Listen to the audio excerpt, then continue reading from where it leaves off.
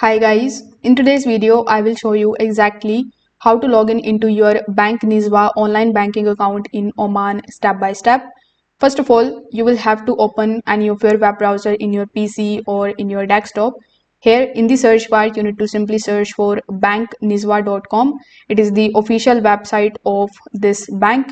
So once you are over here on the official website of Bank Nizwa, you are going to see the internet banking option here on the top right hand corner of the screen with this yellow background. So over here, when you click on it, it is going to show you further two options in front of you. We have personal internet banking and corporate internet banking.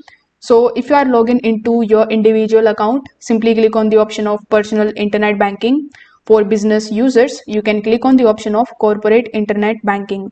Now, if I click on the option of personal internet banking, it is going to take some time and redirect you here on this page. Over here, you need to enter your username, then press continue here in the bottom. On the next page, you will have to provide your password and log in into your account. Now, if you have enabled any kind of 2FA on your account, you are going to get an OTP first. So when you provide that OTP, only then you will be able to get access to your Bank Nizwa online banking dashboard. If this video helped you out, make sure that you like this video and subscribe to the channel. Thanks for watching.